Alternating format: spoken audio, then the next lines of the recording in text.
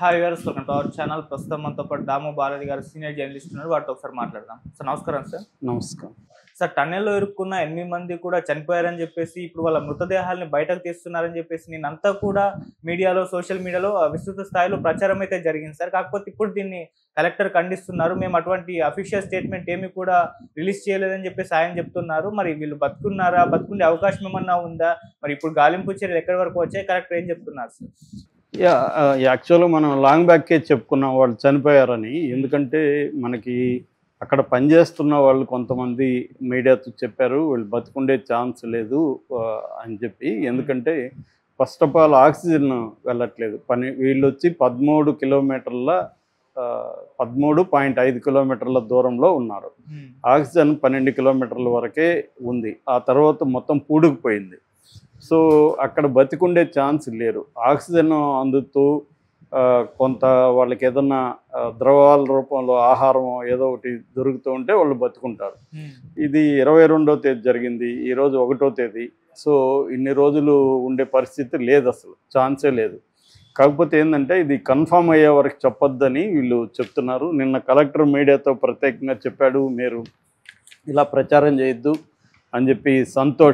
Badavath Santosh Nagar Kurnool collector అట్లాగే ఆయన చెప్పింది ఏంటంటే aqua I sonar technology and GPR technology. GPR అంటే గ్రౌండ్ పెనిట్రేటింగ్ రాడార్ అంటారు. దీంట్లో ఎలక్ట్రోమాగ్నెటిక్ రేడియో సిగ్నల్స్ ద్వారా దాన్ని పరిశీలించారు. వీళ్ళు అక్కడ వరకు వెళ్ళే పరిస్థితి లేదు, ఎందుకంటే వాటర్ విపరీతంగా బురద వాటర్ ఉంది, అక్కడ వరకు వెళ్ళలేకపోతున్నారు. సో అందుకని వీటి ద్వారా టెస్ట్ చేస్తే మామూలుగా అది ఏం చేస్తుందంటే రఫ్గా ఒక ఆకారాలని చూపిస్తుంది అది. సో ఆకారాలు ఒక 6 డెడ్ బాడీలో ఉన్నట్టుగా ఆకారాలు చూపించినట్టుగా మనకు వార్తలు వచ్చాయి. రెండోది ఏమంటే బ్యాడ్ స్మెల్ కూడా అక్కడ వచ్చిందని చెప్తున్నారు అక్కడ నుంచి. సో అందువల్ల ఇంకోటి ఏంటంటే అంత దూరం పోయి వాళ్ళు బతుకుంటే కనీసం అరుపులన్నా వినబడాలి కదా. సో వీళ్ళు అరిసినప్పుడు రివర్స్లో వాళ్ళు మేము ఇక్కడ ఉన్నామని అరవాలి కదా. ఎందుకంటే ఒక 75 మీటర్ల దూరంలోనే ఆగిపోయినారా అని చెప్తున్నారు. 75 మీటర్లు ఆగుంటే మనుషులు అరిస్తే వినబడాలి. కాబట్టి ఏ రకంగా తీసుకున్నా బతుకుండే అవకాశం లేదు. ఇందులో 2 ఇంజనీర్లు ఉన్నారు, 2 అమెరికన్ రాబిన్స్ కంపెనీ దీని మీద పనిచేస్తుండేది, రాబిన్స్ కంపెనీ. సో దీన్ని బ్రీఫ్గా మనం చెప్పుకుంటే యాక్చువల్గా ఇది ఎన్టీఆర్ పీరియడ్లో దీన్ని సంకల్పించారు. యాక్చువల్గా ఏంటంటే కృష్ణా జిల్లా వాటరు, నల్గొండ, ఉమ్మడి మహబూబ్ నగర్ జిల్లాలకు పంటల కోసం దాదాపు 4 లక్షల ఎకరాలకి 4 క్యూసెక్కులు గ్రావిటీ బేస్గా పంపించాలనేది ఒకటి. రెండోది నల్గొండలో ఫ్లోరైడ్ బాధిత గ్రామాలకి దాదాపు 1000 గ్రామాలకి, అంటే 517 గ్రామాల్లో ఫ్లోరైడ్ ఉందని తేలింది నల్గొండలో. ఓవరాల్గా ఒక 1000 గ్రామాలకి తాగునీటి కోసం కూడా ఈ వాటర్ వాడాలి. ఇది అభయారణ్యం గుండా ఇప్పుడు మనకి శ్రీశైలం, దీని పేరే ఎస్ఎల్బిసి అంటే శ్రీశైలం లెఫ్ట్ బ్యాంక్ కెనాల్. అంటే శ్రీశైలం నుంచి కృష్ణా వాటర్ని నల్గొండ, మహబూబ్ నగర్ జిల్లాలకి తీసుకురావాలి. ఇది అడవి గుండా రావాలంటే వన్యప్రాణులకు ఇబ్బంది అవుతుంది, ఎందుకంటే పెద్ద పెద్ద సౌండ్లతో దీన్ని చేయాల్సి ఉంటుంది కాలువని.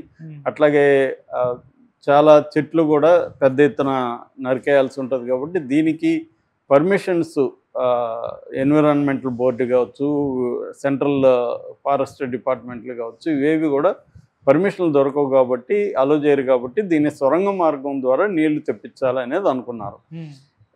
ప్రపంచంలోనే రైల్వే టన్నల్స్ ఇంతకంటే పొడవు ఉన్నాయి, కానీ వాటరు టన్నళ్ళు ఇదే పొడవైంది. దాదాపు 44 కిలోమీటర్లు, 49 కిలోమీటర్ల 930 మీటర్లు, ఓవరాల్గా రఫ్గా 44 కిలోమీటర్ల పొడవు ఉంది ఇది.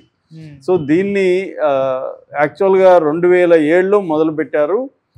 ఉమ్మడి ఆంధ్రప్రదేశ్లో 2010 నాటికి 52% కంప్లీట్ చేశారు, కానీ మళ్ళీ ఆగిపోయింది. అది కేసీఆర్ పీరియడ్లో ఆగిపోయింది. కేసీఆర్ వీడియో కూడా వైరల్ అవుతుంది. అది ఒక పనికిమాలిన టన్నులు, ముందుకు పోదు వెనక్కి పోదు, అది మనకు తగలగట్టారు అని కాంగ్రెస్ వాళ్ళని అప్పుడే తిడుతున్నాడు ఆయన. దాని తర్వాత ఇప్పుడు రేవంత్ రెడ్డి ప్రభుత్వం వచ్చినాక దాన్ని మళ్ళీ మొదలుపెట్టారు. దీన్ని ఢిల్లీకి చెందిన జేపీ అసోసియేట్స్, జయప్రకాష్ అసోసియేట్స్కి అప్పగించారు. వాళ్ళు అమెరికాకు చెందిన రాబిన్స్ అండ్ కో కంపెనీకి ఇచ్చారు. ఇప్పుడు రాబిన్స్ కంపెనీ దీన్ని తవ్వకాన్ని చేస్తుంది. దీంట్లో ప్రధానంగా ఏంటంటే టీబీఎం అంటారు. టీబీఎం అంటే టన్నెల్ బోరింగ్ మిషన్. ఈ టన్నెల్ బోరింగ్ మిషన్ అనేది 43 కోట్ల నుంచి 850 కోట్ల వరకు ఉంటుంది ఆ మిషన్ క్వాలిటీని బట్టి అలాగా. సో ఆ మిషన్లు 2 తెప్పించారు. ఒక మిషన్ తెప్పించాలంటే 2 ఏళ్ళు పడుతుందని చెప్తున్నారు. ఈవెన్ బేరింగ్కే 1 ఇయర్ పట్టింది. అందువల్ల బాగా లేట్ అవుతుంది. అంటే ఒక నెలలో 300 మీటర్లు మాత్రమే తవ్వగలిగిన పరిస్థితి. ఇదేంటంటే ముందుకు వెళ్ళగలదు కానీ లైనింగ్ ఏర్పరచుకుంటే వెళ్తుంది అనమాట, ముందుకు వెళ్ళగలదు. మళ్ళీ దాన్ని వెనక్కి తీసుకుంటే అప్పటి వరకు చేసిన పని అంతా కూడా కంప్లీట్గా కొలాప్స్ అయిపోతుంది. అందుకని ముందుకు వెళ్ళాల్సిందే. అది కూడా అన్నాడు కేసీఆర్, అది ముందుకు వెళ్తుంది, ముందుకు పోదు, వెనక్కి రాదని చెప్పాడు. ఒకసారి ముందుకెళ్తే మళ్ళీ వెనక్కి రాదని. వెనక్కి రాదంటే అర్థం ఈ వర్క్ అంతా రూయిన్ అయిపోతుంది మళ్ళీ వెనక్కి వస్తే. అలా చేసుకుంటూ వెళ్ళాలి. ఇంకోటి ఏంటంటే ప్రాబ్లం ఎక్కడంటే ఎక్కడా కూడా యాడిట్ అంటారు. యాడిట్ అంటే ఈ కెనాల్లో వేరే మార్గం ఏం లేదు. ప్రారంభము ఇన్లెట్ అండ్ అవుట్లెట్ ఈ 2 ఉన్నాయి. మధ్యలో ఏదైనా ప్రమాదాలు జరిగినప్పుడు మధ్యలో ఒక మార్గం ఉంటే ఇప్పుడు ఆ మార్గం గుండా వీళ్ళకి కమ్యూనికేషన్ కానీ ఫుడ్ కానీ ఏదన్నా పంపించేదానికి ఆస్కారం ఉండేది. అవేమి చేయలే వీళ్ళు. అది మేజర్ ప్రాబ్లం అని ఇప్పుడు కొంతమంది ఇంజనీర్లు బయట చెబుతున్నారు.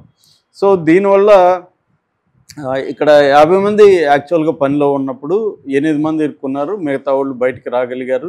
వాళ్ళు వచ్చిన వాళ్ళు చెప్తున్నది కూడా మేము వద్దని చెప్తే కూడా మమ్మల్ని ఫోర్స్ చేశారు, ప్రాబ్లం ఉంది, సీలింగ్ సరిగా లేదు అని చెప్పాము, అయినా కూడా వాళ్ళు వినలేదు. ఏమి ఇప్పుడు వర్షాలు ఆగిపోయినాయి కదా పని చేయండి అని ముందుకు దూస్తారు, మేము అలా వెళ్ళామనేది వాళ్ళు చెప్తున్నారు. పైగా ఇందులో ఉండేవాళ్ళు ఎవరు కూడా తెలుగు వాళ్ళు కాదు. ఇప్పుడు ఈ 8 మంది కూడా వివిధ రాష్ట్రాలకు సంబంధించిన వాళ్ళు కాబట్టి తెలంగాణలో ప్రెజర్ దీని మీద కూడా పెద్దగా లేదు. అయినప్పటికీ కూడా వీళ్ళ సీరియస్గానే మోడీ రేవంత్ రెడ్డికి పనిచేశాడు. రేవంత్ రెడ్డి కూడా సీరియస్గా 2 మంత్రులకి జూపల్లికి ఉత్తమ్ కుమార్ రెడ్డికి అప్పగించారు.